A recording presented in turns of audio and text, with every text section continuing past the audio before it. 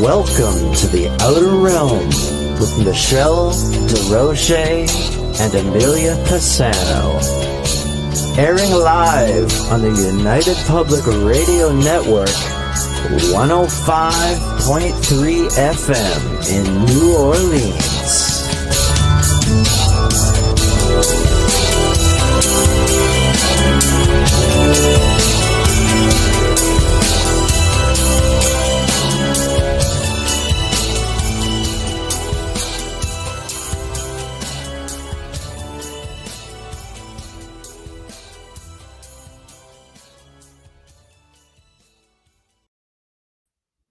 Good evening, everyone. Welcome to the Wednesday night segment of The Outer Realm. We are broadcasting live on the United Public Radio Network, 105.3 FM from the Gulf Coast, 107.7 FM from New Orleans. We're fully sponsored by the amazing people over at Folgers Coffee who have been a part of our journey for the last several years. Thank you, Folgers. We couldn't do it without you, nor would we want to. Also, big thank you to Justin Snicker, aka Dr. Snick, the Sonic Surgeon, for the contribution of his time, his music, and his voice for the intro you just heard. He's an award-winning composer of Halloween, horror, sci-fi, and dark wave electronic music, which can be found on all of your favorite music streaming platforms. Also, big thanks to Steve McGinnis, the artist behind all of our logos here at the show. Check him out on Facebook and Instagram. Also specializes in the horror and Halloween genre, but does incredible commission pieces of any sort. So, of course, tonight, we had to play around again. Our guest could not make it, and we basically just improvised.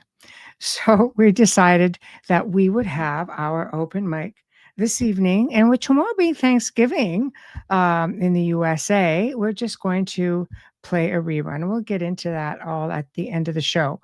So what are we going to be talking about tonight? Well, open discussion, the unexplained, strange location events, group disappearances, and of course, Wayne Mallows is here to join me. So we know that's going to be a whole lot of fun. And I see everybody's chiming in. You guys have to be a bit patient with me because I'm seeing everybody's handles. I'm not really seeing everybody by name. Some of you guys are pretty obvious.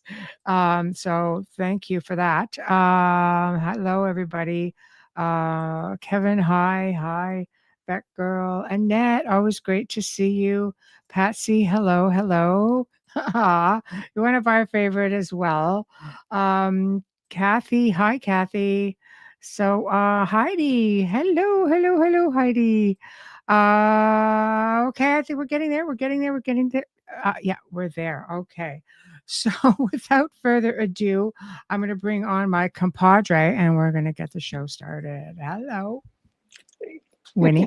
Winnie Maliski. There I am. There we the are. One, the only, the original. There we are. I know. There we go. So yeah, we people don't realize how much we actually sit there and have conversations about different things. And for us, it's pretty much like a regular part of life. We basically catch all kinds of things. But again, with that being said, there's a lot of stuff that we don't cover, right? So this is going to be one of those things right there. So tonight, and what reminded me to include this was we watched a documentary the other night. And sorry, I had to, perfect timing, when a family member just messaged you at a time when you just like, stop it. Anyhow, I don't have to worry about that. My family doesn't. I know. We watched a documentary on the Dyatlov Pass. You guys have heard us talk about this. I mean, myself and Joe, and we've mentioned it on the show. So let me just give a bit of a quick. I'm not going to go through everything here because we could be here 15 minutes just with me reading this thing. So on the first night of February 1959, 9, I guess, ski hikers mysteriously died in the mountains of Russia. They had been on a 200-mile hike. I can't even fathom that. But it was supposed to take them, like I said, like it was like 23, or they left on the 23rd, I think it was. So it was several days. Anyway, they started out as a group of 10, and one had to turn back, luckily for him. All indications show that the group settled in their camp up on a slope, enjoyed dinner, got ready for bed, but something happened that night, and the group basically dispersed, never to return to their camp. Now, on February the 26th, researchers found the camp, all these abandoned tents, and they appear to have been ripped open from the inside out. So it's not like somebody was sort of trying to get in to get to them. There were footprints all over the place. Some were wearing socks, some had a single shoe, some were bare feet, and they all made their way out towards the edge of the nearby woods. They found the first two bodies that were found were shoeless, wearing only their underwear. One body showed signs of blunt force trauma consistent with a brutal assault. Another had third-degree burns. One had been vomiting blood. There was a missing tongue. Some of them had their chests and skulls smashed open. Like, I mean, it was graphic, really graphic. And the mystery still continues. There have been theories that range anywhere from UFOs to a Yeti attack or gravity anomalies. One filmmaker suggested infrasound. So, I mean, there are a whole lot of different scenarios. And what makes it even more interesting is that on February the 12th, 2021, so fairly recent on the grand scheme of when this event happened, a group of 8 tourists vanished in the Russian mountains near the Dyatlov Pass, and they were paying homage to the site to pay their respects to the Dyatlov 9, and they did not check in, nor did they leave at their designated time, and they still, at least as of the time of this, the time of this date, it had only been maybe like a few months when we actually talked about this on the Gray Zone. And from that point on, they were still missing. So that's something I would have to have a little peek at. But this documentary was interesting. It really went, because there's been a lot of them, about this, where they've tried to like debunk a whole lot of things, as they should. And other things were sort of just popping in, and we were kind of like, we didn't get all this, right? Yeah. Oh yeah. There was definitely more information this time around.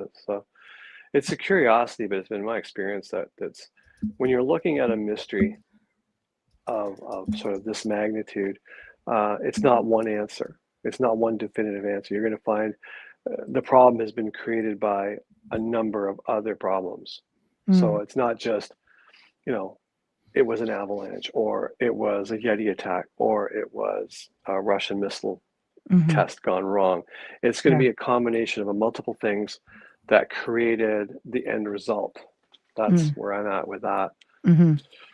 So, I mean, it's interesting. I mean, like, I found it interesting because up until now, there's been talk about, some of the people there. First of all, I thought it was all of them. All of the bodies that were recovered had trace amounts of radiation on their clothing.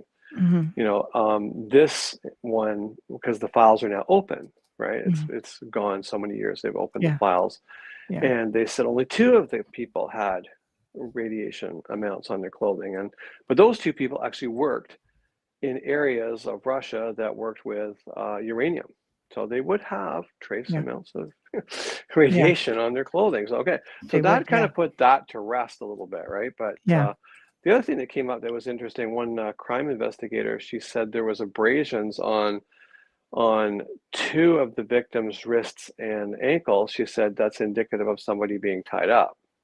That never came out either, but the other ones didn't have it. So, like, I don't know who would tie you up in the middle of the of the Russian winterland. It would be crazy up there. I think they said it was like minus 20 Celsius. Yeah, it was pretty it was pretty brutal. And everything was like pretty horrific. So, I mean, the one woman said it perfectly, because we were saying it was the KGB and trying to silence them from witnessing a mission gone wrong, or they were concerned that they were defectors because 2 of them were working in classified areas of nuclear development. So the KGB was concerned that we've got people heading for the border, and with information. So they were concerned. So when the bodies turned up, they were like, "Whew, okay." So they weren't They weren't defectors, right? Hmm. But the one woman, she said it perfectly. She said, if the KGB was involved and they were looking at silencing these people, there would be no bodies ever found. Because That's true. if there's no bodies, there's no case, right? They Hmm. would never be found. So the fact that they were found, and the way they were found,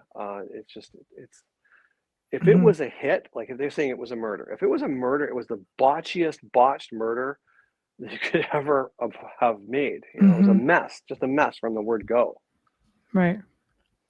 What are your thoughts on the group of 8 that disappeared in February of? Never even heard of it, so I don't know. Yeah. That's news to me. You dropped that bomb on me today. I'm like, what? Never heard of it. Yeah, you're welcome. So, yeah, thank you. But it sort of makes you wonder, is there something about the area itself, again, maybe, is it near underground? Is it near a base? Is it near a bunker? Is it near, some like place that's considered sensitive? Um, Well, it's it not, is a place that's sensitive. The Mansi were up there. That's a yeah. sacred place for them. And they were talking about the other group that I think starts with an H. I can't remember it. Like it sounds like Haiti, but it wasn't. Mm, There was a rival tribe up there that had sort of branched off on their own. And mhm, there was a group of these almost nomadic tribe people that were not super friendly toward the Mansi and not super friendly towards Russia soldiers, especially. mhm. So if you happened upon them and they figured you were trespassing on holy land, they could do some damage on you. But then again, I look at the kind of damage that was done to these individuals. I mean, I'm looking at photographs of the one fella who had his chest crushed, Yeah. and the coroner basically just said he fell and froze to death.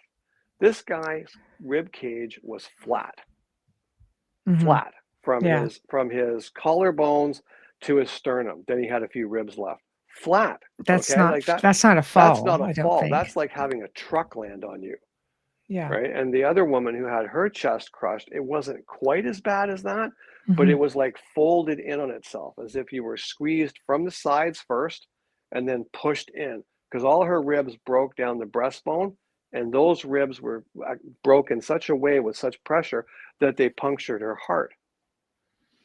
Yeah. Right? Again, not It's indicative brutal. of a fall. They're saying, well, if you fell from a great height, if you were taken up in a helicopter, you would have landed on snow, right? You would have to go up so high Yeah. and land flat on your chest on a rock to cave your chest into that degree.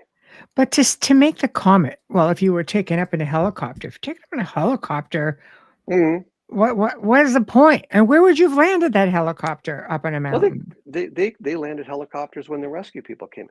It's Okay, all so possible. It there's could have been space, yeah, done, sure. but like, what are they doing? Like, why are they taking you up there to see if you're going to talk and then throw your friend out of the helicopter?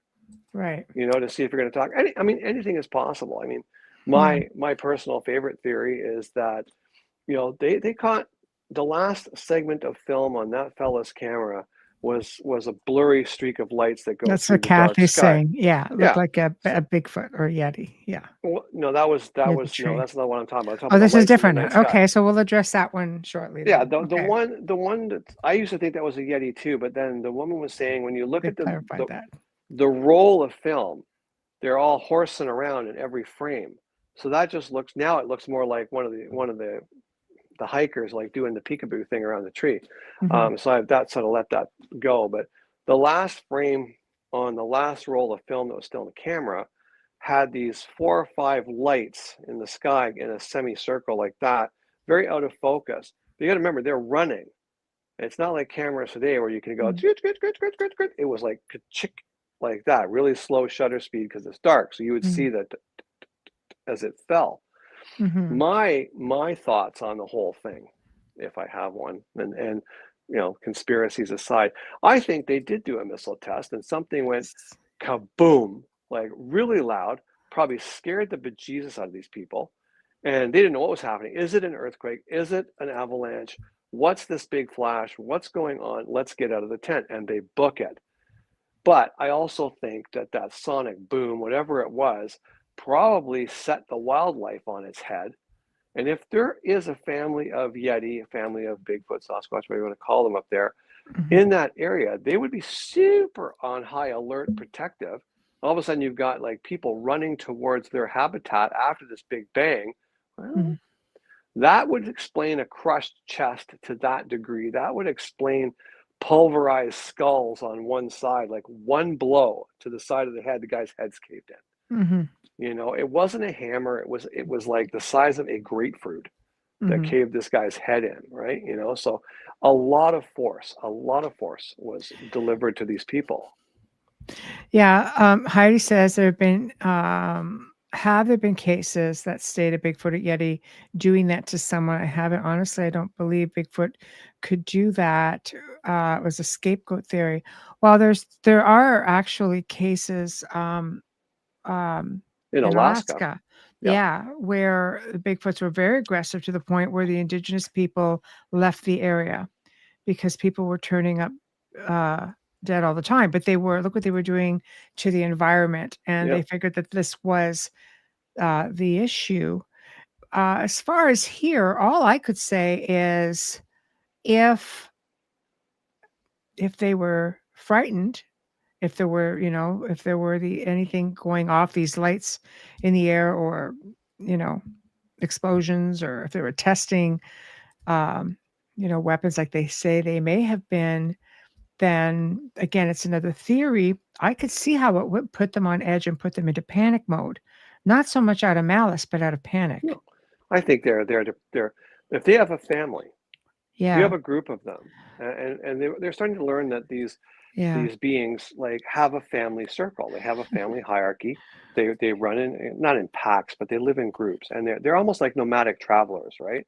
They don't live in Yeah. caves like the early, like the what's the word now? It's gone. Neanderthals did, Mhm. but they come across and they move around, and they might have just been hunkered down for the night because it was a bitterly cold night, Mhm. and then there's this colossal boom. I mean, if somebody bursts into my house, my kids are here, you're here, like I'm going down fighting. I'm not going to be there. Oh, excuse me, hi, what are you doing here? You know what I mean? Like Yeah. these people, they're scared, and their primal, instinct is to protect, and Mhm. you're running right at them, they're going to kill you. It's like anything. Yeah. Most bears don't want a conflict, but if you come at them, they'll come at you hard. A Mhm. raccoon will come at you hard. Yeah. That's true. Mark says apparently there was a bunker up there. They found some steel doors, if he remembers correctly from a documentary he had seen. The one I'd never heard that, but it could be. Yeah, they didn't mention that. This was a new documentary that was on that we watched the last few days ago, and there was information we had never heard. Mm-mm. And what I liked about it was the woman who was speaking primarily was Russian, and she had, relocated to the US. So she was still speaking freely, but she was still being logical, not finger pointing sort of thing, but just still, giving some very direct information. Mm-hmm. There was other stuff that was, there was the Russian criminologist, and she said, Mhm. if I took this case Yes. without knowing it, if I didn't know this case, Yes. and someone just plopped this on my desk, but I'm Mhm. retired now, but she goes, if this just landed on my desk with Yeah. all these victims, and I looked at the autopsy reports and went, bump a bump a bump through it, she Mhm. goes, I would talk to my senior supervisor, says all these people were murdered. See?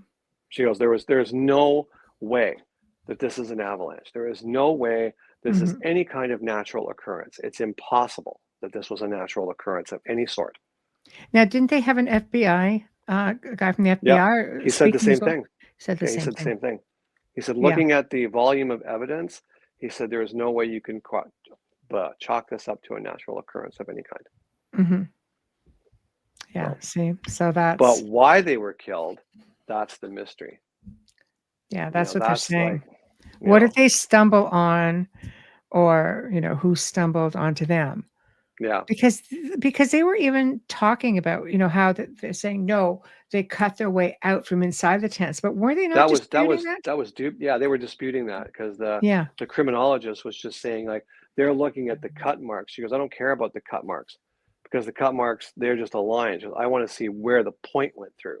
Yeah. And she goes, I'm on the fence. She goes, sorry, I gotta just get rid of this thing off the screen. Yeah. I'm on the fence with it. She goes, there are some that look like they're point out and some look like they're point in. So she's like, I don't put money on it that it's 100%. But the thing that's interesting too is that the the guy that was in charge of the case, like the lead detective on the case, at one point, like he's really pressing because things aren't adding up in his mind. You can see it. Like he's Mhm. asking questions of his employees, his guys below him, and they're coming up dry with stuff, and he's like, okay, well, yeah, I want answers. And then one day his supervisor comes in and just goes, okay, this is what you're going to say. This is what happened, and we're going to close this case. Yeah, that's what we're going to do. And he didn't like it, but the fellow that was doing the interview said, he's an older gentleman now, and he said, he's an officer who takes orders from somebody above him. Yeah. That's the end of it. He said he had to do what he was told. But Mm. here's the kicker for me that reeks of like conspiracy above all else, right? Is that after the autopsies were done, and they were all quick. I mean, they were like boom, boom, boom, all the way through. Everyone died of hypothermia, case closed. They wanted to bury these kids 200 miles Yes. away from where their loved ones are. Mhm. Why? Mhm. Why 200 miles away from their hometown? And then their And there family was was such outraged. an uproar. There was Yeah. they tried to do it quiet. Yeah. It got out, someone leaked it out. This was going to happen. And there was like pandemonium. They figured there'd be a couple of protesters. There was thousands of people in the streets just freaking out, right? So they were like, okay, that got out. We can't do that. So that's the end of that. So Yeah. So they made a little a huge monument actually in their yeah. hometown, right? So, Wow. and that was that. Yeah, that's terrible. Mark says, he goes, I think they came across some steel doors and were hearing a low humming sound. This info may have been erased. I'm sure it was, if that was because I've never ever heard that, Mark, ever. But that would, that would tell. I mean, here's where I with this humming sound sort of thing. Like when I was in Hoyabachi Forest, way up on this mountain, it was the same idea. This droning, humming sound that went on, and there wasn't a lot of, unlike Dyatlov, I'm sure there was a lot of wildlife up there, but you didn't see any wildlife, and it's the part of the forest that we were in. The part with the circle and such. It's just like, so I don't know. I mean, it's a great place. And it was under a no-fly zone, we found out after that. It would be very curious. Obviously not under no-fly zone. If you had me rescue, obviously we're coming in. But if they were seeing something in the sky, there was definitely something there. So was it military? Was it, this is where they're saying possibly UFOs, UAPs, because of the lights that were seen in the sky after the fact. I mean, two of these guys, they actually made it into the woods. They actually got far enough. Like that was like, I think it was 0.9 of a mile. So you're talking a mile through heavy snow and -20 in your shorts. Like you're going to be pretty cold. Bare They got a feet, fire some of started. them. Yeah. They got a fire started. They found evidence, and the investigators are saying we found evidence of a significant fire. So okay, so now you've made it out of danger, and you've got a significant fire going. You're not going to die. Right? Okay, so you've got this going, you're in a forest, there's lots of trees, there's lots of branches, and they found them dead, huddled together where this fire was. I mean, their socks were singed, some of their legs were singed. Other people had enough clothing on them. They had like significant clothing on them compared to those two guys, but their pant legs and their socks and shoes were burned. They had singe marks, significant singe marks. So did they make it to the fire as well? And these guys, some of the guys had like defensive wounds on their fists. They were fighting back against somebody. They had all skin knuckles and things like that. You don't skin the back of your hand falling. You land on your hands. You don't land on your knuckles. You just don't. It is a mind buster. It really is. Yeah, I'm looking while you're talking for an update on the recent the recent Dyatlov disappearances. So this is a group of 8 tourists, like I said, disappeared 2021. They were finally found safe. Oh, there we go. Okay, good. Perfect. Yeah, they were. So at the time that we had seen this, it wasn't, again, it could have been weeks or months from that time, but very interesting, and I'm glad to hear that. Yeah. Um, yeah, so I mean, I think this is going to be one of those mysteries that will remain unsolved unless somebody, comes clear. I mean, all, the professionals have chimed in, the criminologists and stuff have chimed in, and they've just said, no, this is not a thing. This was murder. Yeah. And Of some kind or the other. well, and they did suspect possibly this rogue group that had been Hmm. living in the area, who did not get along well with the local indigenous people of that area either. Like they pretty much kept to themselves. They were known to be, you know, you know, hooligans, shall we say, Yeah. without. Just like rogue is the perfect word, right? Yeah, But yeah. again, it's just I just look at the damage. I mean, you got to remember too, what Heidi was saying about, I don't think Bigfoot would do that. In Mhm, 1959, right? I'm mhm, sure our mhm. governments, our military were more than aware that there were massive bipedals walking around up in Yeah. the various places. It's the public that's Mhm. not allowed to know any of this stuff. Yeah. So, I mean, if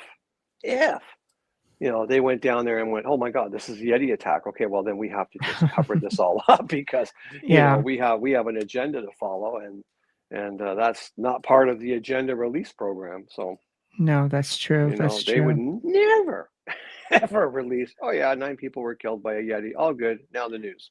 Yeah, It's not going to it's happen. frightening. It's frightening.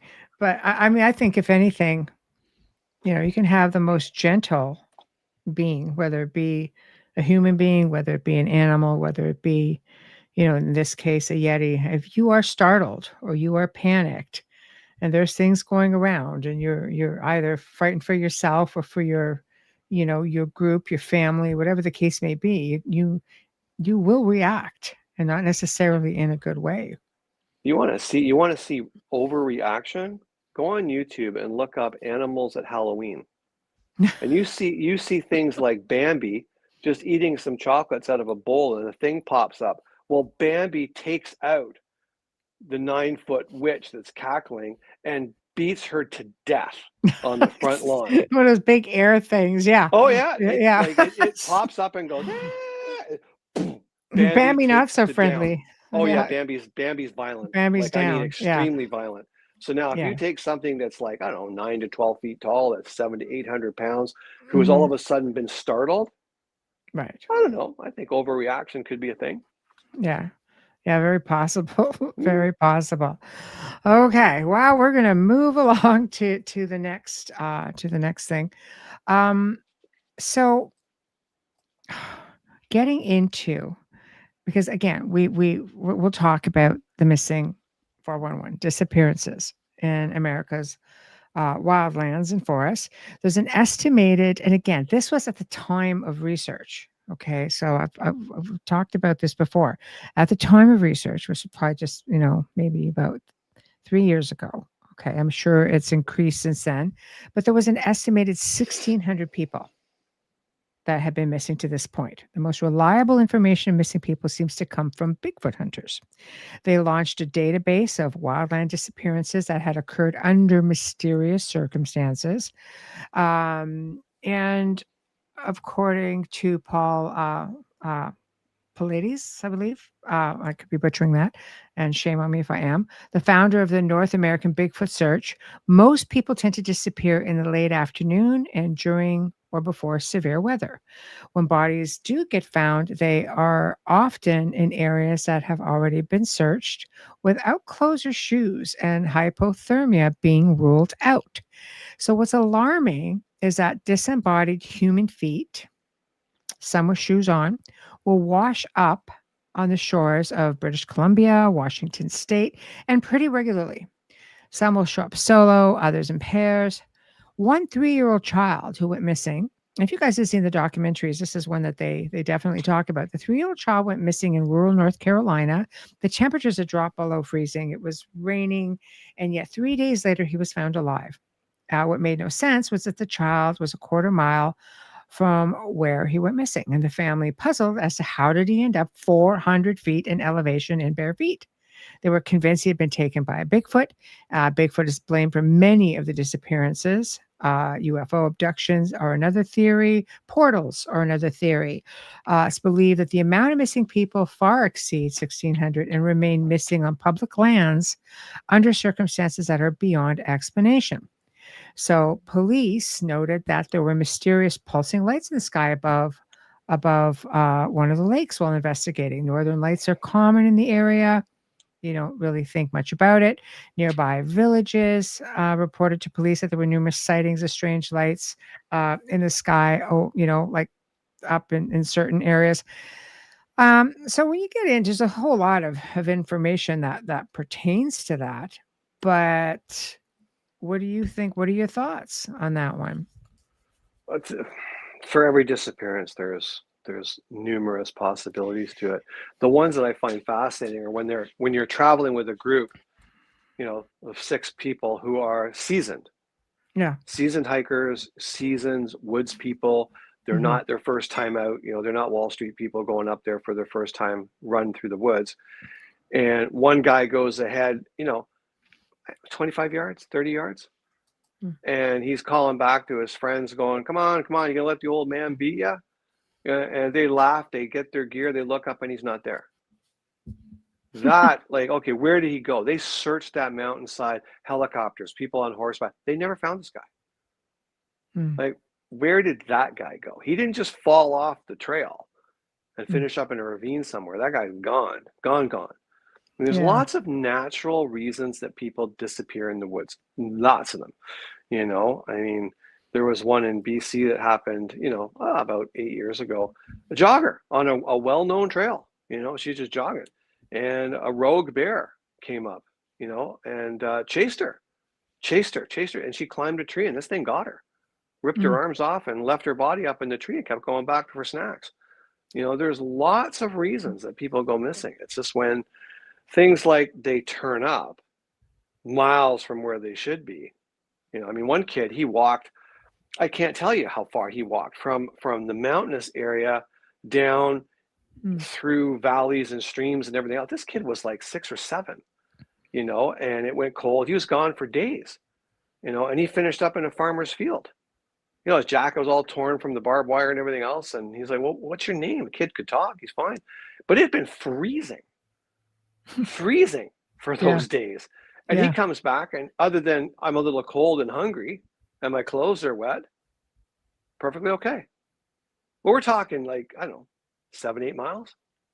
And they'd searched all that area. They'd searched the entire area. Dogs, horses, guys on quads, helicopters with infrared looking for heat signatures in the woods. 0. Then this kid just meanders out through a farmer's field and okay, where was this kid? How could they miss this kid? There's a situation where people are walking together. You're going down a trail, you got people behind you, right? So you're just heading up on the trail because it's a narrow trail. And you turn around, you're talking to the person, they're talking to you, and literally within seconds, they're not there. Moments, they turn around, that person's completely gone, and they're looking around, they're like, well, they think it's a joke at first because you're talking and they're not answering, and you're like, what's wrong? A cat got your tongue kind of thing. Oh, don't be mad at me. Come on, don't be stupid. Yeah. And you turn around, they're gone. And they're like, not funny. Yeah. Okay, come out. I'm sorry. Come out, Yeah. And next thing you know, they can't find them. They can't find them at all. Yeah. See, it's wiki. When you think about it, it's just like there was a story of a mother. She had her son with her. She goes sit in the car. She had forgot. I guess he'd been there earlier. She forgot a backpack, and then she goes up and she could see the car. Car was locked. There's nobody around. Pretty desolate. She could see the car. He could see her, and she comes back down. He's gone. He's gone, and it's a wide open area. The car's still locked, though. Car was still locked. That's the thing. The car's still locked. So if that kid got out of the car, he's smart enough to lock the door and run away. Yeah. There's just, these are just some of the stories that float around, and you ask yourself, we live in a pretty incredible place. There are portals everywhere. And I have to go back to the different theories that they have, with entrances and portals into inner Earth, and we'll have to do a show on that because there's just That'd so be fun. much. It would be fun. There's a lot Yeah. there. There's so much information there that, I mean, you could probably do a two-parter on it. But let's just go back to one location. And you guys, if you saw the segment that I did with Daryl Denton, and you guys will have to catch. I'm their moderator host, so you get to watch me on Two Real Cryptids every other week right now, with Ron Moorhead and Daryl Denton. But they're going to be talking about the Dogman experience in Land Between the Lakes. Land Between the Lakes is this crazy place. It's a historical place. Indigenous had villages there. People settled there and lived there for a really long time. A lot of really ancient settlers. And there was always just a lot of death. And turns out, big dogman community, big Bigfoot community. And they're not very friendly on an average. And they're known to crossbreed as well. And then there's other cryptids. And it's one of these areas, it got so bad that they totally shut down the town, turned it into a national park where people could go and stay there. Things kept happening. Then witnesses started coming forward and seeing military pulling out. One whistleblower says, I saw a military with a dog man in the back of a truck. So, and they know, if you do the search, that there are bases within the area. So, I mean, if they're working on cryptids, or they're, maybe they're assisting, maybe they're wanting super soldiers, who knows? But Well, I mean, that's my thought right there. I mean, yeah, let's face it. I mean, dog. I'm gonna throw it out there, and I'm gonna be very primitive about it. So excuse me. But certain mammals, they don't mate. Like a dog and a gorilla are not going to mate. They're not going to get together and go, hey, how about a liaison, me and you, right? Not going to happen. However, I think that once you get, science and government and military, and we get that involved, right? And they start splicing DNA and genes and things like that. Then you can create all kinds of stuff. That's where you get these hybrid-looking things. I am so sure it doesn't happen naturally. It's not even funny. Right? yeah. That stuff doesn't happen naturally in the wild. You might get a fox that's got a black coat, and that's a mutated gene or something like that. You are not going to get a gorilla with a dog face. Nope. But not naturally. Nope. They got hybrids. They do. They've got hybrids. People have seen them. So something's definitely going on. It's in Tennessee. And it's just one of these places that people were still disappearing. And those numbers were astronomical. What Daryl was saying, like he said, the reported number is this, but he goes, I know it's this. I was like, what? And nobody knows about this? No, and I think there's just things that we're not always going to be made privy to, but the things are happening because people are experiencing it. People are wondering, what happened to my family who went camping here? Like a couple goes camping, they don't return. So it's just, are they, are there certain powers that be that are just allowing this to happen, to what she said, keep things Wayne calm? No go in the woods no more. Wayne no yes. camp no more. I know. Camping day's over. But I wanted to say something about portals and missing things that are kind of related, but not just because we're joking around about it earlier. And the more I thought about it, it was like, I just want to talk about this for a minute because it is freaky. Right. So just for the listeners and the viewers, like I have a shop out back that's like a 20 by 20, right? Enclosed structure. Okay. And I've got all kinds of tools out there, all kinds of like paints and cleaners and everything else. Right. So, and I do all kinds of stuff out there: carpentry, plumbing, car work, trailer work, you name it. Right. And I was working on Michelle's sister's car, and I needed brake cleaner, which I have copious amounts of brake cleaner. So I went in the shop, and it's usually on this one table at the back, and it's a tall green and black can that's probably 10 or 12 inches tall. You can't miss it. Walk in there, look, can't see it, can't find it anywhere. I'm like, maybe I put it in the cupboard by the door, because I'm an idiot. Sometimes I do things like that. So I go in and look, it's not there. There's the back of the truck. I don't know why it'd be in the back of the truck, but maybe it's in the back of the truck. I must have spent 45 minutes looking for this thing. I come in the house. She's like, "What's up?" And I'm just like, I can't find a brake cleaner. Like, I'm just like beside myself. Like, I'm a little hyperventilating now because I'm like, I know I've got this thing and I just used it 2 days ago. Like, where could it possibly be?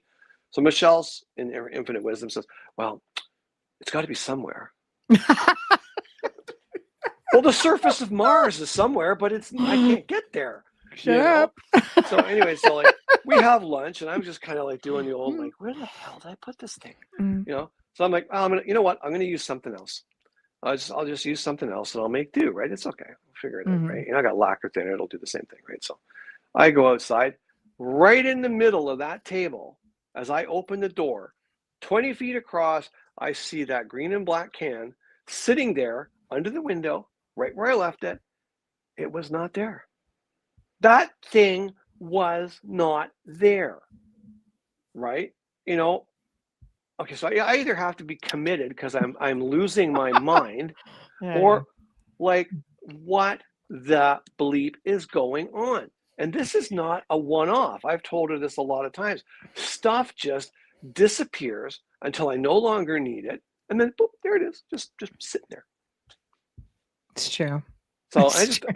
Yeah. Anybody else feels like emailing me and sharing a story about stuff that you can't find until you don't need it, and then it shows up? I'm all about that. Yeah, right, there we go. Okay, back to your regular viewing. Back to regular viewing. All right. Rant over. This wasn't a rant. It's just stuff I that know. People go missing. My stuff goes missing. Where does it go? Wow. Wow. Okay, let's get into a little bit of a high strangeness, interesting place of mystery and intrigue. Mount Everest. Okay. So Mount Everest is, boy, what is it about this place that people want to conquer it? It's just because it's there. Because it's there. That's the simplest answer. Yeah. It's the biggest. I got to be the biggest, the fastest. I've talked about this a million times. Yeah. Why do people cruise in the fast lane? Because it's there. Because it's there. Heidi says it happened to her today, and it happens often. And Phil says, "Yeah, his keys go missing twice a day." So thank you. You are not alone. Okay, Mount Everest. So here's the deal with this. There have been many stories reported by the Sherpas who regard Everest as being an embodiment and the realm of the gods. Many have felt like climbing this mountain showed disrespect. So because it was just so sacred, and it just led to bad karma and many restless spirits. One Sherpa reported that he encountered what he described as black shapes near the summit. He said that they were the ghosts of climbers who had died on the mountain. He went on to say that the shapes approached him and held out their hands, begging for something to eat. And he felt that these spirits were stuck in, and until a proper blessing could be performed for their souls. Climber Frank Smythe, who attempted Everest several times in the 1930s, offered his own tales.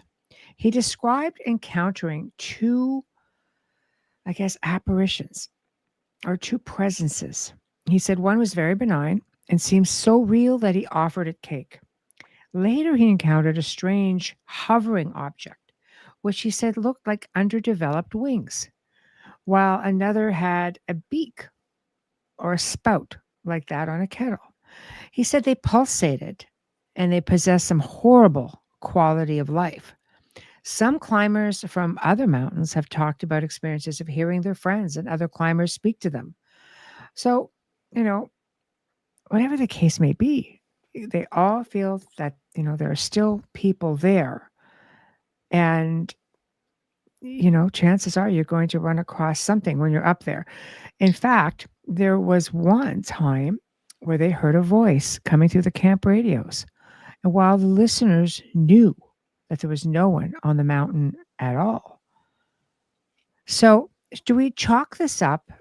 I mean, the Sherpas they're very used to climbing up to these altitudes and, but it makes you wonder, is there any bit of delirium going on where people think you're hearing something because of the oxygen changing a little bit? I mean, even the pressure at that height, never mind the oxygen. Yeah. I mean, oxygen deprivation can make you hear things, hallucinate, see things, all kinds.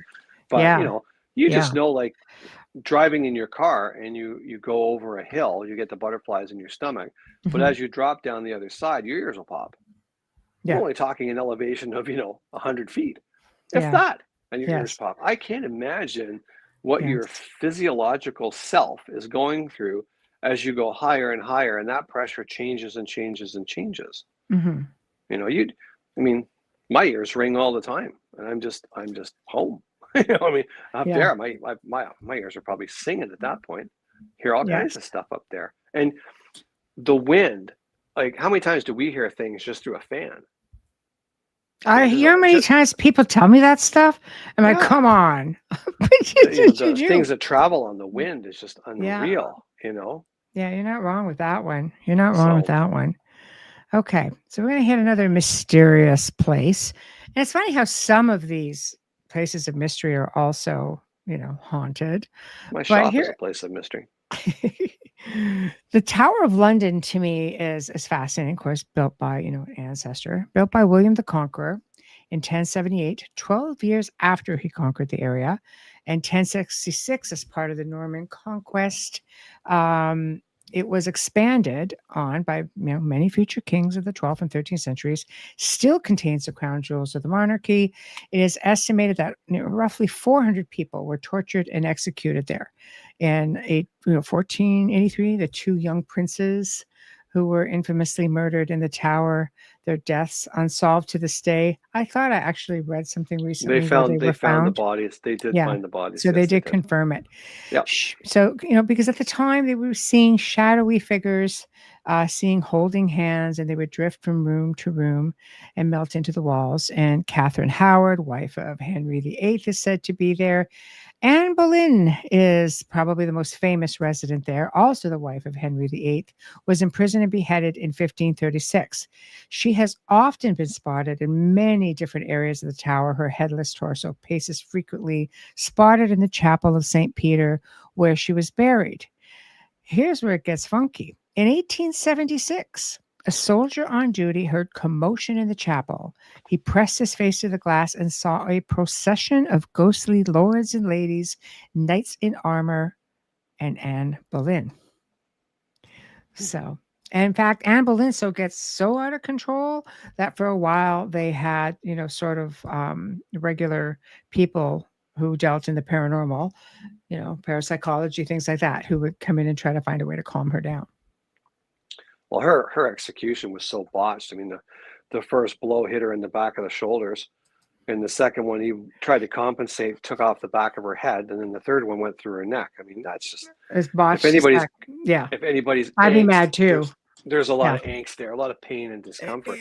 But Yeah. I got a story from a friend of mine from the Tower of London, Okay. and she would travel by herself all over the place, and she went there because she was fascinated with like the kings and queens and Tower of London and stuff. Yeah. And so she's like just cruising on through there, and there was a guide, and she just hung back to take pictures.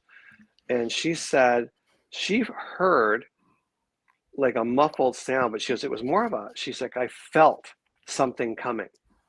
Like when you're standing at the subway, you can feel the train coming before you ever see it, right? Yeah. And she said, I kind of turned around I thought just another security guy or a tour guy was coming up, right? Mhm. And she said, it was the size of a small bear, like bigger than a raccoon, smaller than a bear, dark brown to black, furry, running down the hallway between these two chambers.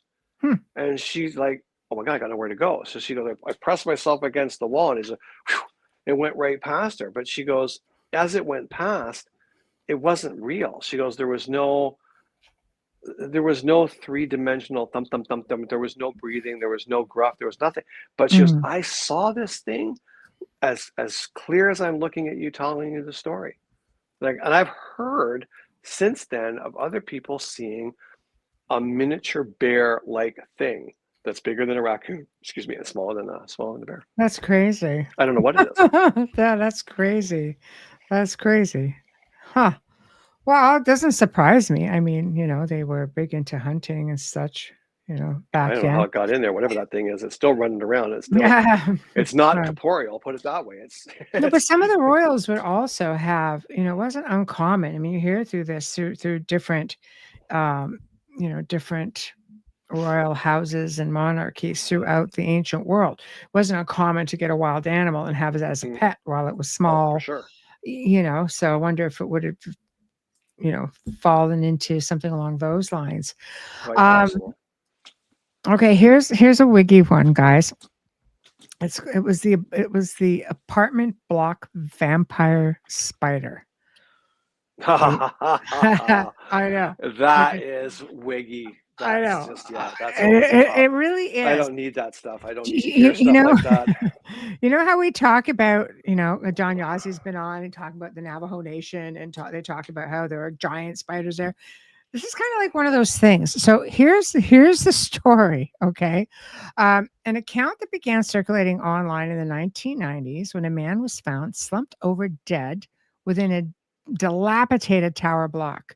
Allegedly, he was found sprawled out in an elevator and was noted that he had 2 puncture wounds in the neck, which was yellowish bruise, and had some just suffered extreme blood loss to the point of almost being like sucked dry, literally. There were no signs of foul play or forced entry. So, a rumor of a vampire began circulating shortly after the mysterious death of a 13-year-old girl whose body was found trapped in the elevator, which was stuck between the 4th and 5th floors of this building, the same elevator that the prior victim was found in. Body was completely drained of blood, puncture wounds in her breast, the same bruising as the first victim. So, a detective and police sergeant were assigned to the case and spent several days on patrol, riding up and down the elevator. One day, the elevator stopped between the 5th and 6th floors, and the lights went out. They radioed their colleagues, told them of their development, and awaited rescue. They both heard clicking sounds, because we haven't heard that before, clicking sounds from above. As they looked up, they saw a very furry head about the size of a man's fist looking down at them. So they drew their pistols and flashlights and noticed the thing seemed to be cowering from the light. So they turned off the light and the thing shifted, showing itself to be a giant spider with a 3 foot long legs. It proceeded down into the elevator and attacked the sergeant. The man put the flashlight back on and the spider was scared off. They did, however, manage to shoot one of its legs off. The sergeant died from blood loss. A Turkish newspaper reported that a lair had been found with multiple large eggs having been found. And again, the Chernobyl disaster comes to light. I know. Yeah. Do you know how many crawl spaces and stuff I've been through in my life just Yeah. like that? Never thought of anything of it. Like I could have died. No. No. Thank you for that. Nightmares tonight. Yeah, you're welcome. Thank you. It's just like, oh my God. Oh, it was crazy. Okay. I'm going to talk about this one as well because it's been brought up a couple times by guests, by myself, but people have asked a lot of questions about it. So I'm just going to tell you what I know about it and leave it there. So it's Lake Anjukuni, basically Nunavut, Canada, the legend of the vanishing village. Okay. So this is one of Canada's longest lasting unsolved cases. And it happened in the winter of 1930, November to be precise. An entire village of men, women, and children disappeared. It's believed that hundreds of people went missing. A fur trapper named Joe LaBelle happened on the camp and noticed that everyone was gone. He noticed that there were still needles and unfinished shirts, that the food was hanging over fire pits, the graves had been opened, the bodies removed, and rocks stacked neatly next to 2 of the graves, to which were undisturbed. Officials did not believe this to be the work of animals, as tools would have been required to dig through the hard frozen ground. A pack of sled dogs were found nearby, dead from starvation, which unnerved the Mounties, being the police, as there was a massive storage of food and shelter only meters away from where they died. Even if they were tied, as some suggest. The village had only been abandoned for a few short hours, yet these dogs died quickly and were buried under 12 feet of snow. After long investigations, officers used, um, you know, basically buried that were found nearby, suggesting so the buried that were found nearby suggested that the villagers had been gone 2 or 3 months.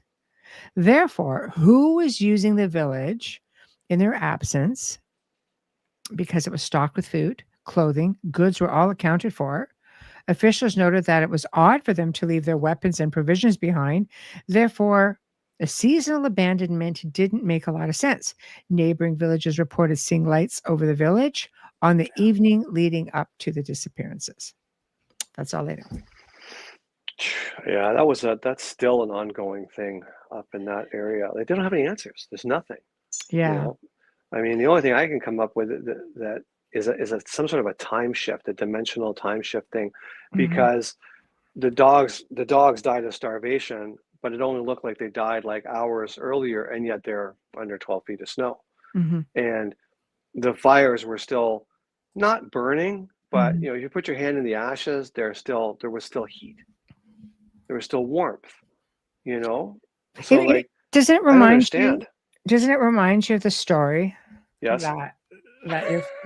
that your old friend Rob used to talk about? Do you want to retell that story, because it's very that's similar. a wiki story, and this happened out near Eastern Ontario, Canada, again.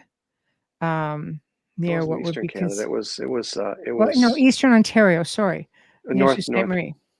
Yeah, that's not east though. That's north. Way. Yeah, that's sort of northwest. Yeah, right, northwest. He's a long distance. He was a long distance truck driver, and he did this route. He hauled logs out of the north and down to the mills and then back up again, right? So he knew the roads back and forth. It was the same thing he did all the time. And he said this one day he was coming back, and there was this rest stop. There was a diner, the old sort of a 50s looking diner in the 70s, if you know what I mean. So, and you get gas, you can get, like, there was a sports shop in there. You get, fishing tackle and food and whatever you wanted, right? You can get it from this little stop, right? And so he pulls in, he hops out of the truck, lights are on, cars are out there, a lot of people going in and out kind of thing. It looked like that sort of a setup. Anyway, he got out, he undid the gas cap, and he waited. And he waited, and he waited, and he waited. And he said, in typical trucker language, which I won't use. He said, he's like, I'll go in and find the kid. He's probably napping, and he went in there, and because I think he said it was like breakfast time. And he went in there, and there was nobody in the gas bar. There was nobody in the service center. Like, he said, where's everybody? So he walks from the service center through the door into the diner. And he goes, and the diner was like lit up, and like there was food on the tables. There was like bacon on the grill, and it was burning, and the coffee machine was overflowing, and everything was sizzling. And he's like, hello, anybody here? He looked into the kitchen. There was no one. There was nobody there. All the cars were in the parking lot, and the lights were on, and food was there. Nobody there at all. He was just like, hair's like, boop. He's like, because the food's on the grill, Yeah, it's burning. He's just like, this is the part of the movie where people go investigate in the backyard and get killed. So he goes, like, I literally ran from that place. I ran to my truck and threw that gas cap on. I gave it 2 spins, and that was it. In the truck, fired it up, and I was gone. And he said, I drove, like, there was no cell phones. I couldn't call anybody. I drove to the next town, like 50 miles up the road. And I got out of the payphone. I called the local detachment and said, look, man, the Ontario Provincial Police, he's like, you got to go to check this place out. I just came from there, and there's something going on. Like, the place looks like there should be 25 people in there with all the cars and stuff, but there's nobody there. Food's burning on the grill, and there's not a soul around. Here's my phone number when I get home. If you got to talk to me, if you need a witness, like, let me know. And nobody ever called him. They said they were going to go check it out, and no one ever called his house to tell him, oh yeah, we found a bunch of dead people, or we got there and everybody was okay. We don't know what you're talking about. You're a cracker, but he tells that story with such horror on his face. Like, the color just drains when he talks about that story, just drains away. Like, it's just, if he's making it up, he should get an Oscar, because that guy's scared when he tells that story. See that? Yeah, that's That's sort of wiggy. I mean, there are places like that around, and you hear about it all the time. Food's on the grill, the plates are on the table. I remember, um, I remember a story.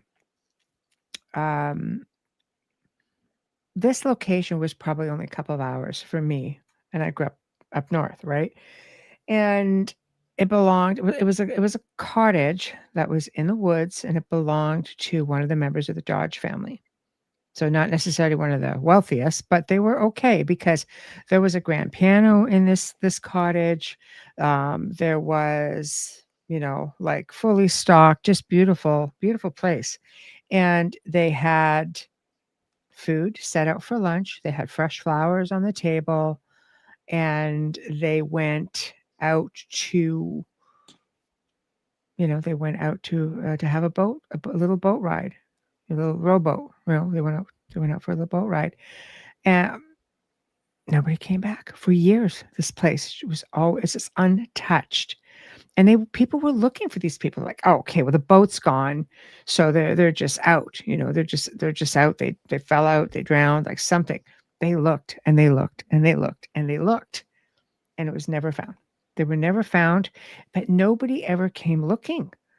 Like, there were things in this place because it was the family Dodge motor car. I was going to Like, say, you're talking about Dodge motor cars in Saskatchewan, yeah, right? Yeah. this wasn't some little shack in the woods. This was No. this was a place that they weren't like the main, probably extended of the carriage company at the time, but it was way, way back. I mean, you're probably looking at early 1900s, maybe the 30s and around there. Like, they never found these people, and nobody ever went looking.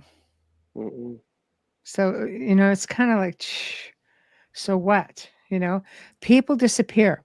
There've been tons of stories like that. So where do they all go? Wayne, don't go out to the woods no more. It's the woods near the water. I don't No. know. It gets really crazy. But I don't know. Okay, so we have the suicide forest. I have been asked to talk about this before. I talk a lot about Hoya Baciu, but there are also a couple of, there's forests are haunted. And if they're like old forests, of which everything is, but you hear the tales when you're like Hoya Baciu in Romania. So much has happened, but there have been so many people who have lived there and communicated their stories. Not that things like this don't happen on this side of the world, but the Indigenous had their oral history where you get over to more populated areas that had been taken over, and people just basically coming in with their superstitions and everything else. The stories get told. One of these places I'll talk about two. I'll start off with the suicide forest at Mount Fuji, Japan, which sits at the base, obviously, of Mount Fuji. The Japanese mythology has long been associated with this very dense leafy woodland, and many historical links between the forest and the demons from Japanese folklore. It's believed to be littered with demons, apparently. It's the most popular place for suicides in Japan. It is sometimes referred to as the Sea of Trees. So explorers feel prompted to drop items along the way, much like Hansel and Gretel did, to ensure that they found their way back. Many insist that those who took their own lives have stayed on to haunt the forest. It's said that even if you don't believe in ghosts, you are likely to be spooked by the everyday items that litter the forest floor, left behind by those who became lost there, or those who never intended to leave. Park rangers check the forest on a daily basis, looking for the lost and removing the dead. Reports of a very malicious force come out of this forest. Some suggest that it's a residual misery of those who came to take their lives with great success, and others are just tales which describe harrowing howls and moving shadows, sounds, just everything. And again, I can't even imagine looking at everyday items that sort of get lost and left behind, like cell phones and notebooks and pieces of clothing, you know. So it's just sort of, it's sad that people go here. I look at a forest as just a place of peace and comfort, a place to ground your energy, and a place to just you know, just blend, talk to the trees, talk to the forest. People don't realize that trees will talk to you and the Mhm. elementals will communicate with you. There's a whole different world in there. Yeah, there is. I don't know enough about that whole thing. Anything I've ever seen, I've seen on documentaries. But it is moving. When you talk to some of these park rangers that have been in, Mhm, they had a career there, mhm. and these guys are just like every person we find that's gone is just this makes you realize how many Fragile. people take their life. Yeah. And he Mhm, was talking about one guy. He goes, we check on this one guy, pretty much every day, and he's in a little tent.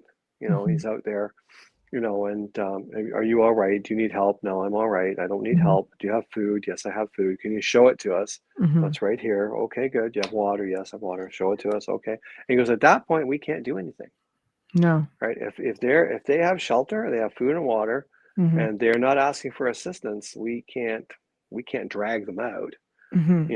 So he goes, all we can do is keep checking on them. And he goes, I know at some point I'm going to come back and that guy's not going to be with us anymore. No, And it's it's just true. like, oh, Yeah, hurts. It it's hurts. very sad. It's very, very sad. Um, Sarnia has a reputation for paranormal activity, with many local buildings rumored to be haunted, including the historical Imperial Theater, the Lawrence House, the Great Lakes Secondary School. Wayne has family out in Sarnia. And my Yeah, sister lives right there, right in I've got Sarnia. yeah, I have a couple of friends out there. So yes, definitely road trip. Yeah, she's definitely my witchy sister for sure. Yeah. She's really gifted. Yeah. The gift passed the tree stump when I was born, and that was that. So my sisters are both pretty with it. Not so much here. Oh boy. Oh boy. Um, okay, Oh, we're going to talk about the Black Forest in Germany. the This cake. is Oh no, sorry. I know. This is another one of these really crazy haunted places. A dense forest of fir and pine trees, tightly packed, fairly hard to really see light get in there. Like it's dark, dark, dark, dark. Hence the Black Forest. The Brothers Grimm chose the Black Forest as a fairy tale backdrop due to its foreboding dark appeal. The forest is tied to tales of werewolves, headless horsemen, witches, magicians, and apparently the devil himself. There are even said to be few kind hearted dwarves in the forest. There are also tales of hauntings, killings, dark magic. Visitors come also in hopes of spotting the ghost of kings and queens. So, near the now vanished village of Wolmerspur, that's a tongue twister, Wolmerspur, a headless horseman takes his ride once a year on a great white steed. Iber Castle is home to the beautiful ladies visible only at night and a legendary wine cellar that no one has ever been able to find. There are also tales of maiden nymphs who dwell in the murky waters of Muma Lake, sharing space with an undead king who is reputed to kidnap women and take them to his underwater lair. Because that doesn't sound foreboding. No, that's no. Well, you Yeah, don't go into the forest. I keep I telling you. know. Black Forest cake. Now Carrie wants one. Yeah, Yeah. see, right there. Yeah. I'm with you. I'm with you Y- on that. yeah, but it Yeah, but make it forests are magical. I mean, if you go back in time, like people had a genuine fear and respect of a forest because you're going in there and you don't know what you're going to face. What's in there? I mean, I'm talking natural things like bear and elk and moose and things like that. They will kill you. Everything in a forest will kill you. You know, and pretty that's much, that. yeah, Never I mind the can. supernatural stuff that's down there. Mhm. Like you step on the wrong toes, you're dead. Yeah, yeah, it's true. Well, it is true, 100%. That's where all the lore comes from. When I was doing research on vampires and stuff, I was blown away where the lore all comes from. It's pretty neat. And I always say there's like this much truth. And it gets Yeah, bigger and bigger and bigger and bigger. But it starts from there. Good yes, old Fred went into the forest to, bring back a lettuce and never came back. yeah. It's like, wow. No, it's it's true. I think that it's just one of those places that's easy to get lost in, and you always hear these tales. But I mean, if you think about it too, when you're looking at different cryptids, there's these forests are very dense. Hmm. And they're huge and they're unexplored. I mean, there are cave systems that go forever. I mean, you can go in and go to some of these, you know, really old cities in Europe. I've been to like so many. It's so blessed. Just because I feel at home around really like old places and old things. I know. And thus my presence is here.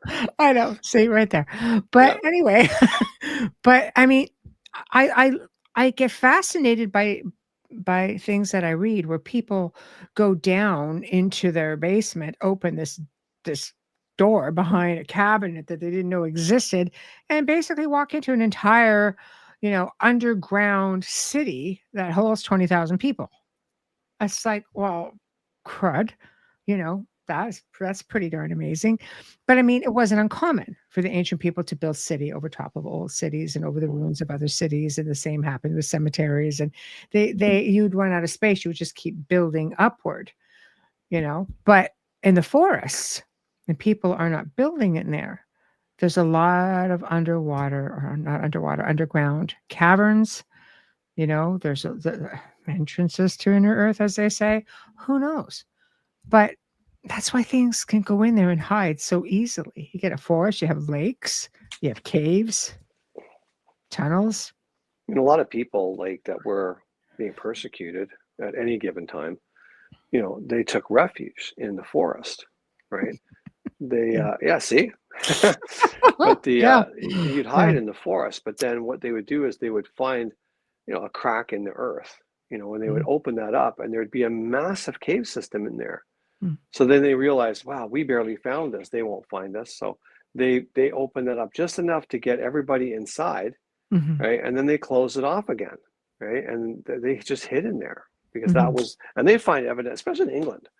I'm sure, Eastern Europe and Western Europe is the same. Like it's just so old that if mhm, some of these places they just happen upon, mhm. urban explorers happen upon like, wow, look at that, well, that rock doesn't look natural. And they roll it Right. aside and they go down like a couple of steps, like literally steps carved into the ground. And it opens up and there's columns and there's seating and there's little areas notched out for candles, never been seen in years and years. Mhm. It's Yeah. wild. All this stuff is coming to light now. It's just wild. And it's a great place. I mean, a lot of these places, you'd have druids, through different parts of the world and different ancient civilizations or cultures that would go in there, and this is where they would find the power spots. I mean, Mhm. you see so much of that. They would build their temples or altars in and around here, and that just adds to that allure. There are some places out there though that are just forest or not. There's just something about them. Have you guys ever heard of? It's called the Overton Bridge in West Derbyshire in Scotland. This is the one where dogs Yes. commit suicide. Okay, Yeah. here's the story with this. It's quite sad, and there's no rhyme or reason for it. The bridge is located near the village of Milton in West Derbyshire. Dunbartonshire. God, I should have made you say that word. It said that the Hi. I it said that the phenomenon of attracting suicidal dogs began in the early 1960s. So, in the grand scheme of things, you're not even really talking like centuries or anything of that nature. So, what happened to change the dynamics of this place? Or maybe it just wasn't reported. Anyway, according to reports, there have been more than 600 dogs which have jumped to their deaths as they land 50 feet below on the rocks. Oddly enough, the dogs that did survive actually returned to the same spot to try to jump a second time. So, the Scottish Society for the Prevention of Cruelty to Animals had sent representatives to investigate. They were all left bewildered and attempted to jump from the bridge themselves. So they were able to save themselves somehow, and the mystery remains to this very day. Many locals believe the bridge is cursed. Another sad tale occurred October 1994 was that of a man who threw his 2-week old baby over the bridge as he believed him to be the incarnation of the devil. Witnesses have claimed to see various types of supernatural beings at the bridge. So what do you make of that? I mean, without a historic background, it's really hard to pick it apart. Me Yeah. and like buildings and structures and things like that. Like I would want to know, okay, so where's the bridge located? What's it going over? Why was it built? What was Yeah. there beforehand? Yeah. Was there a battle between two great armies that finished up in that valley fighting each other? Because Mm. anytime there's a mass extinguish of life in a violent manner, I find that the dark forces tend to like to hang around that place. I mean, was the land acquired illegally? Like somehow. I mean, it happens all the time. It happened to my parents' place. Mhm. The government comes in. Okay, we're going to build a bridge. You're out. What about our property? It doesn't matter. Get out. So I mean, people back then would be like, "Oh yeah, you're going to kick me out. I'm going to curse your bridge. Mhm. I'm going to destroy every person that ever crosses that bridge." And they mean it. Like intention is a powerful thing. You get enough person with enough angst, Mhm. hatred, emotion to go after these things, you could put something in place that could stay decades. Mhm. But if it only started in the 60s, like you say, maybe it was never reported. But I mean, if people are going there, like I want to say, like educated people are going there to find out why animals are killing themselves, and they themselves want to kill themselves, there's something weird. There's definitely something weird going on. Yeah, it's really sad. Like when you think about it, it's just like, I mean, animals, people, there are places that are just wrong, Oh yeah, there are. you Oh, for know. sure there are. I mean, you can get into the different triangles, you can get into, different like power spots. Um, Phil I mean, look says at the it must be scent related, you would think, with dogs. I wonder. could be frequency related. They Well, hear that's what they can Carrie hear said. anything, right? Yeah, she goes, what are they hearing to do this? Frequency, like when whales beach themselves, for example, when they're drilling under the ocean, seismic activity. Exactly. They could be hearing something completely Yeah. different. Yeah. I mean, if it's we will use the D word, if it's the demonic, and they can mimic anything. They could mimic their owner's, their master's voice in distress, and the Mm, dog jumps to try to who save them. knows? Yeah. You know what I mean? Like, I Hmm. mean, that one office that I worked at, you talk about being wrong. That basement is wrong. It's two old buildings. One is newer than the other half, Hmm. but you go in the old half in the basement, and that basement's just a mess. Like you walk down there and you don't even know which way is west anymore. Like you Hmm. can't figure out where you are in that basement. You come upstairs, you feel fine. Hmm. It's just a mess. So you could look at, is there a lot of quartz underground, That's what I running mean. You'd have to water, look at it and see, right? limestone. So sometimes, the whole, um, geometric stuff, sometimes it's the geology Hmm. because quartz amplifies, limestone will hold a memory. Large levels of EMF, like Will was saying, absolutely will. Hmm. Well, if Carbon there was water monoxide, running that There was water amplifies. running through there at one time, and now it's Yeah. not. It's gone underground. Water running through underground rocks and caverns would create all kinds of sounds Hmm. that we wouldn't hear. No. Chances are, a dog would hear it, birds would So, hear it. so it leads me to think: is there something they're creating an infrasound? Who is they? Cryptids are known. I Oh, mean, they're saying cryptids, right there's on, yeah. well, they're saying there's all kinds of supernatural beings and stuff that have been seen there or witnessed there. So how do we know? Maybe it's infrasound because It that can could really be. mess you up. Oh, it sure can. Yeah, it absolutely can mess you up. Yeah. You know, Okay. Let's just jump around a little bit with some other interesting stuff. Let's talk about the Devil's Codex.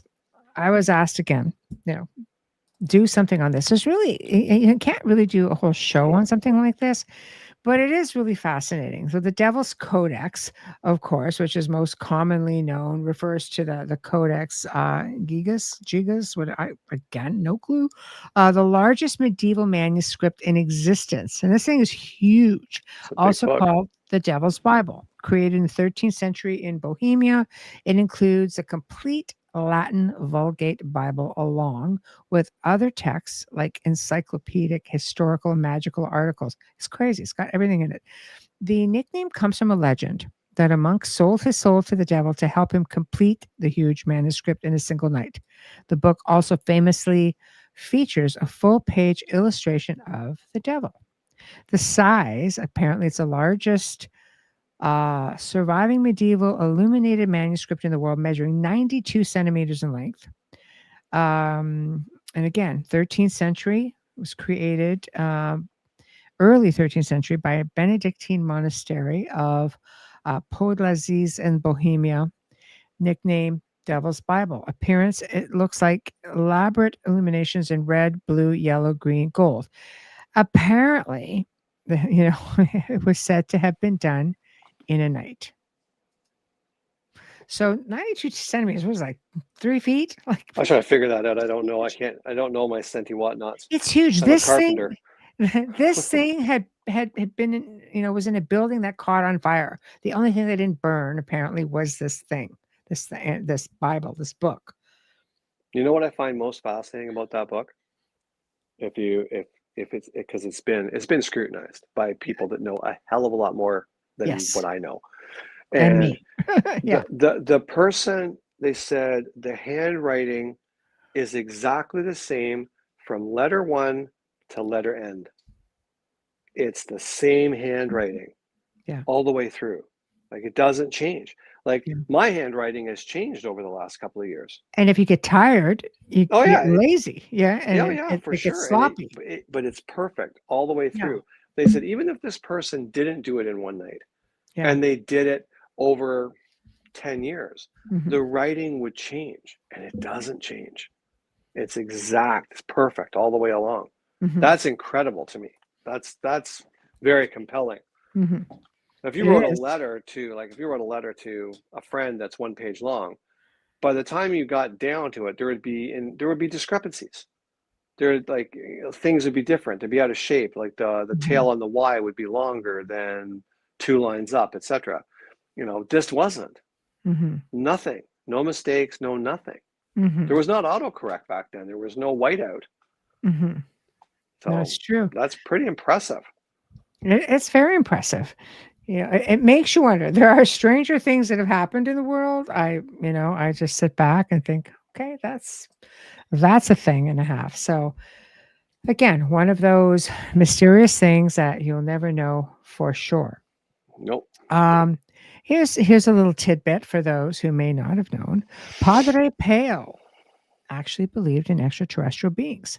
While the world is focused on the Roman Catholic Church's antiquated traditions of selecting a new pope, there are the Vatican insiders and notable Catholic saints and leaders who have been far beyond, right? I mean, they're just far beyond the Vatican walls and traditions. Padre Pio is was the most recognized Catholic priest to publicly express his belief in intelligent life beyond Earth. Right. And he bared the stigmata on the palms of his hand and was declared a saint in 2002. And there were 2 statements on extraterrestrial life that he was said to have done. The Lord certainly did not limit his glory to this small earth.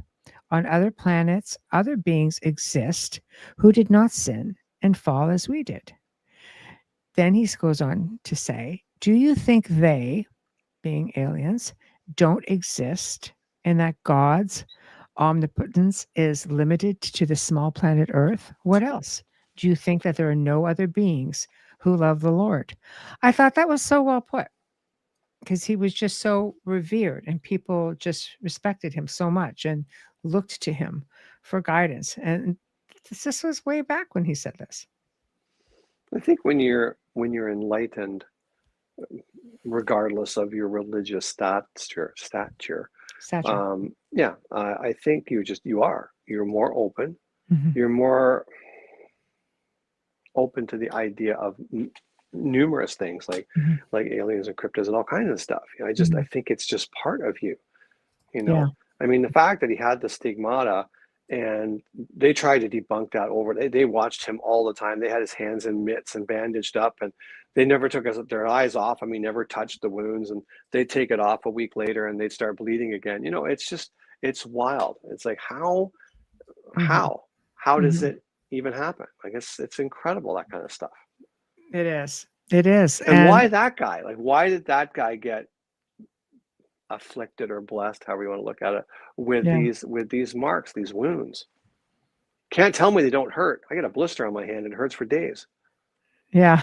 It's true. It's true. I can't imagine. I Mhm. can't imagine.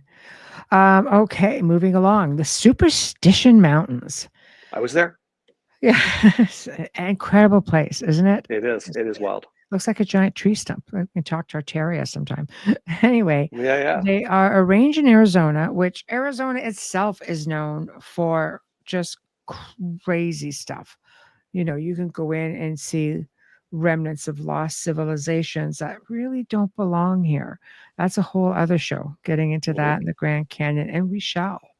We shall, because there's so much information. I thought about putting some of that stuff into the show, but I knew we just wouldn't have time. It's a We'd run out of show in time. itself. Yeah, it's a show in Yeah. itself, and we will do it, I promise. But essentially, located east of the Phoenix metropolitan area, the mountains offer scenic views, petroglyphs, outdoor activities, blah, blah, blah. Goes on. And it's an area also associated with Apache legends and has a history of volcanic activity.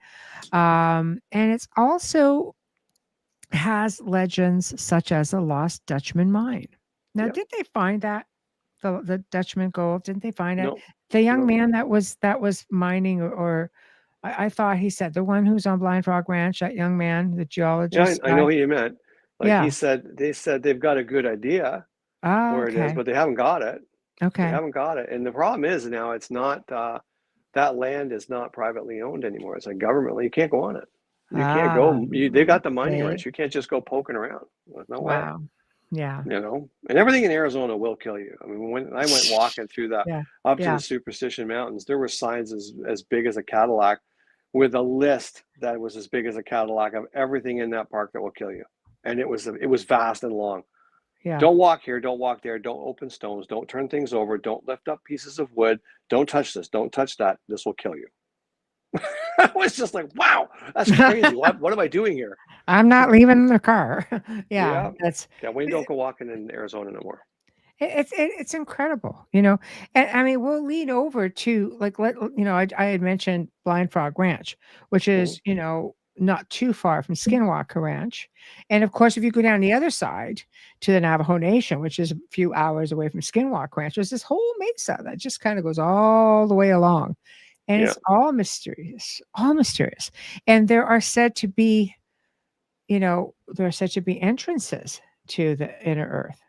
I mean, Donna said the Navajo Nation, yes, they absolutely believe that they have entrances there. Heck, even if we go back to Land Between the Lakes, not far from that, there's different places that enter into allegedly inner earth.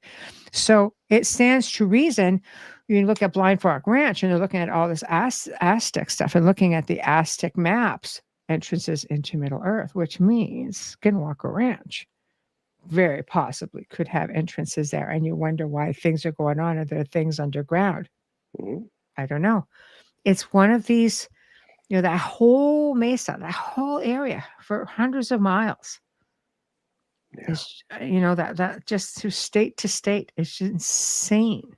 But it's the same thing, like when we're talking what Mark was saying in the chat there, just Mhm. about the steel doors or iron doors Yeah. in the Mm. Datloff Pass, right? I mean, I watched Skinwalker Ranch for a while. It gets a bit monotonous at times, but when they were trying to dig the borehole, Mhm. directional boring into the side of the mesa, Mm. they hit a dome, and it literally directed the drill bit around it. They couldn't penetrate it, right?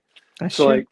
like, is the dome the opening to inner earth, and it's just been sealed off by, maybe that's why Bigelow was there to begin with, to seal it off from the But if you public. think that there was a way in and that they knew it, that Bigelow wouldn't have kept it. Well, Bigelow is only as good as the military says he is, right? Like, Yeah. here's the deal. We can seal it up and you can make millions of dollars, or we can bury you out here. What do you want to do? I take Yeah. option A, millions of dollars, and I live another day. Door You number know what I one mean? it It could be is. simply Yeah. like that, right? Because you Yeah. don't know. I mean, we know so little about this Mhm. planet, where we live, about us, And what we know has been carefully spoon-fed to us like pablum, right? Mhm. And that is that, you know, it is literally a need-to-know basis, and the masses don't need to know, period. You are not wrong with that by any means. That's a You first. know, yeah, ha ha. Which leads us to this last location, which is Mount Shasta. This is a place that people, I mean, oh my God, people rave about this place, and it is believed to be the home of the ancient Lemurians. So it has a mix of everything. So basically, it's a active stratovolcano, 14,000 feet tall, located in California, 60 miles south of the Oregon border, which runs all the way from BC, Canada to Northern California. The Native Americans believe that it is inhabited by a spirit chief who descended from the heavens. They feel it's very sacred, in the center of the universe, in fact. So, one of the most famous legends that surround it is that there are a series of complex tunnels beneath it. And we know there's also, military base underneath it. But anyway, um, there is a series of complex tunnels which lead to a lost city of Telos, home to the Lemurian civilizations and other have argued even Atlantis itself. I'm kind of having an Antarctica feel about this. Anyway, the locals still believe that the Lemurians live under the volcano. The Lost City in 1904, one of the first documented accounts that was of J.C. Brown, a British prospector employed by Lord Cowdray Mining Company of London. While looking for gold, he was said to have discovered a lost underground city. He had found a cave which sloped downwards for 11 miles. At the end of that tunnel, there was an underground village filled with gold, strange hieroglyphs, mummies, shields, some being 10 feet tall. He allegedly left with nothing, allegedly, and seemed to disappear for 30 years before resurfacing and telling his story to John Root, who in turn set up an expedition with 80 people. JC was a no-show and was never heard from again. Disappearances. 1999, Carl Herbert Landers disappeared during a climbing trip. He was said to be an experienced outdoorsman, left teams baffled as they were unable to find any trace of him. He was never seen again. Another man called Devontae Morgan is one of the more recent disappearances, going back to 2020, while walking down Mount Shasta Boulevard. He seemed to have vanished without a trace and has not been seen since. UFOs believed to have a power to have a power spot. So this is believed to be a power spot for UFOs, which is said to attract you, like UFOs, obviously. There have been many reports from eyewitnesses who have seen lights and crafts over the mountain and even going inside of it. Yeah, there was a pilot back. I can't remember now. My memory's just done. But it was a private pilot that saw a number of people, or not a number of people, a number of craft going in and around the mountain. It was one of Mm. the first documented sort of quote flying saucers that was taken seriously by this guy. He photographed them Wow. from his plane. It was just a single engine, single wing plane. It's pretty Yeah. interesting. I found it fascinating to see that. But the one that got me was the two explorers that went up the mountain, and they said, they were told by the local natives not to go beyond the tree line because it's sacred. Hmm. And so they're like, okay, we'll see how it goes, right? So they went up beyond the tree line, and they reported encountering what they called the shining ones. And these beings were all gold, and they shone like the sun. And they said, would you like to come with us? And they were like, oh, no, we're good. We're Yeah. okay. And they turned around and they went back the way they came. That is not surprising because there have been people who have written about and witnessed the Shining Ones going back, for centuries, and they are believed to be possibly Lemurians, Mhm. and of course, so they're believed to be people from the stars as well.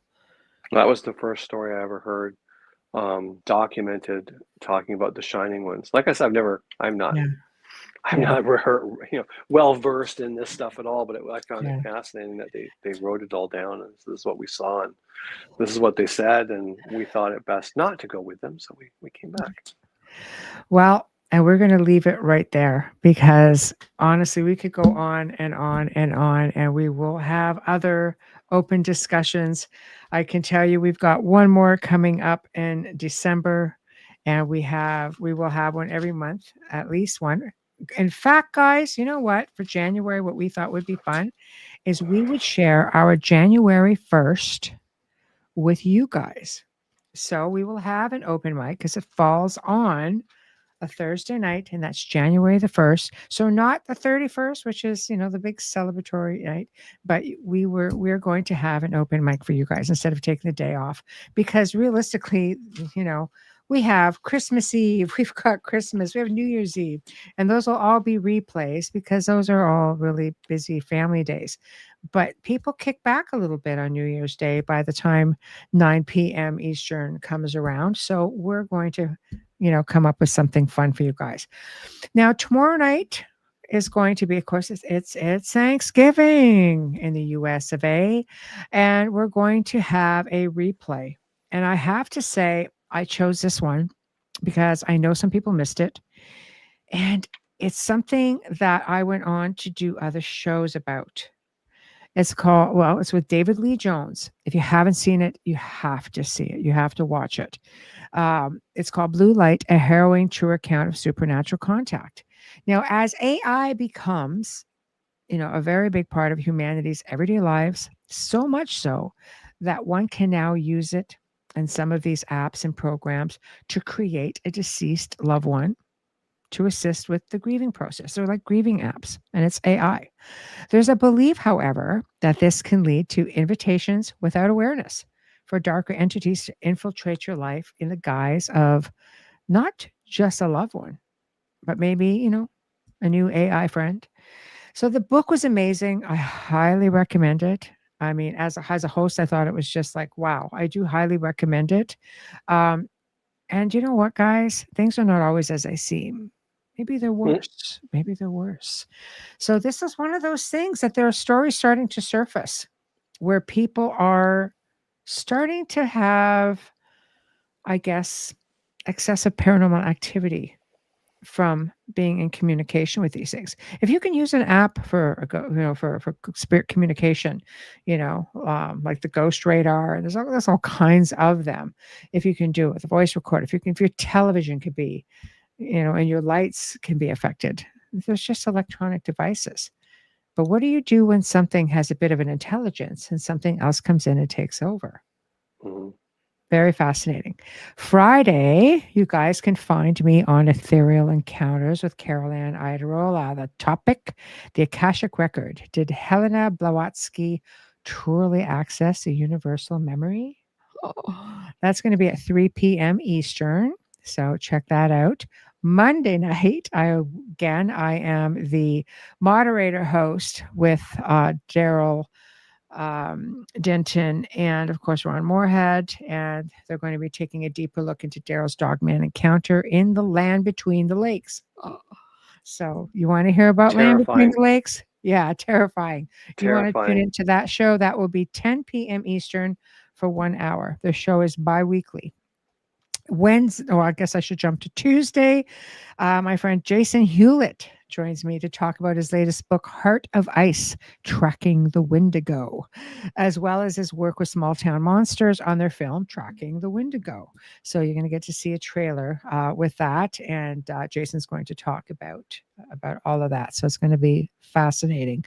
Okay, then we get into Wednesday night. Marilyn Hughes returns. You guys know her for all of her NDE and out of body stuff. She's NDE, out of body experiences as well. And she's going to be talking about her book, Rites of Passage. So, going to be a fabulous show. And lastly, Thursday, a lot of shows coming up. Thursday, Maxim Furyk returns to discuss UFOs and the esoteric connection. So that's going to be another fabulous show. So guys, tomorrow, happy Thanksgiving to all of you guys. Thank you so much for tuning in tonight. And please, if you're able to, Yeah, New Year's Day. Woohoo. Yeah, Janie. And yes. So if you're able to catch the replay, please do. If I am able, I will pop into chat. But if not, I'll be with you in spirit. Definitely, definitely have a listen. So thank you all. Happy Thanksgiving. Have a great weekend. Hopefully, I'll see you guys on Ethereal Encounters this coming Friday. And big Good evening, everyone. Good night. bye. Night.